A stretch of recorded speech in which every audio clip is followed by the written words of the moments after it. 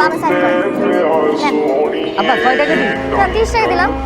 আব্বা রাজলক্ষ্মী থেকে এখানে ভাড়া তো 40 টাকা 30 টাকা দিতেছি।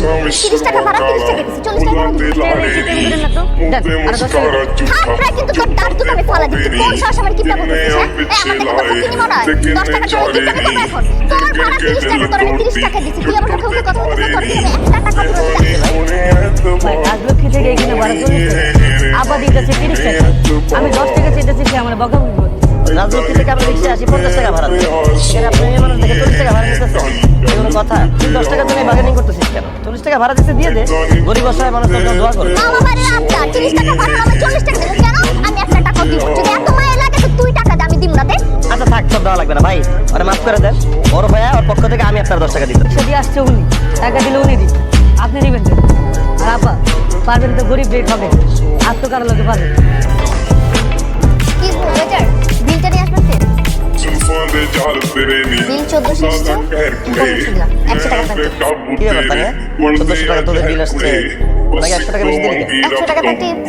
বাহ, একজন ওয়েটারকে 100 টাকা টিপস দিয়ে দিলি, এখন তো গায়ে লাগতেছে না। বেচারা এত কষ্ট করে আমাদেরকে খাবার সার্ভ করে। 100 টাকা থেকে দিতেই পারে। হ্যাঁ তুই 100 টাকা ওনাকে টিপ দিতেই পারিস, তাতে আমার কোনো সমস্যা নেই। ওনার চেয়ে 3-4 গুণ বেশি কষ্ট করে একজন রিক্সাওয়ালা, যার ভাড়া হয়েছিল 40 টাকা, অথচ তুই তাকে 30 টাকা দিয়ে চলে দিলি। বেচারা এতবার তোকে বললো 10 টাকা দিতে, তুই দিলি না।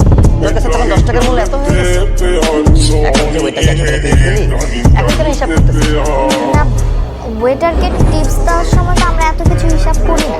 এটাই আমাদের সমস্যা, আমাদের যেখানে হিসাব করা দরকার সেখানে আমরা হিসাব করি না। এই যেমন ধরে ওয়েটার ভাই, উনি এসি নিচে কাজ করতেছে, মাস শেষে একটা স্যালারি পায় এবং মানুষজন খাওয়া শেষ করে তাকে কিছু টিপস দেয়। আমি তো মনে করি উনি মোটামুটি ভালোই আছে, কিন্তু একজন রিক্সাওয়ালা রোদে পুরো বৃষ্টিতে ভিজে তার মাথায় ঘাম পায়ে ফেলে আমাদেরকে এক জায়গা থেকে আরেক জায়গায় নিয়ে যায়। আমার মনে হয় আমাদের উচিত রিক্সাওয়ালাদেরকে বকশিস দেয়, 10 টাকার থেকে 20 টাকা বকশিস দেয়, কিন্তু আমরা সেটা করি না। রেস্টুরেন্টে ওয়েটারকে 100 টাকা বকশিস দিতে পারি, কিন্তু রিক্সাওয়ালাকে 5 টাকা বাড়া দিতে পারি। এই কারণে যারা গরিব তারা দিনে দিনে গরিব হয়ে গেছে, আর যারা বড় লোক আরামে আছে তারা দিনে দিনে আরো আরামে আছে। দেখ আমি বলতেছি না তুই ওয়েটারকে বকশিস দিবি না, আমি বলতে চাইছি যে একজন ওয়েটারকে 100 টাকা টিপস দেওয়ার সময় তুই যেরকম টাকার হিসাব করিস না, একজন রিক্সাওয়ালাকে তার ন্যায্য ভাড়া দেওয়ার সময় টাকার হিসাবটা করিস। 10 টাকা কিছুই না, কিন্তু একজন রিক্সাওয়ালার কাছে 10 টাকা 10,000 টাকা। রিক্সাওয়ালার ভাড়া কম দিছেন, ওনার সাথে যদি কোনো সময় দেখা হয় 100 টাকা দিয়ে, কারণ আমাদের থেকে রিক্সাওয়ালা ভাড়া অনেক কষ্ট।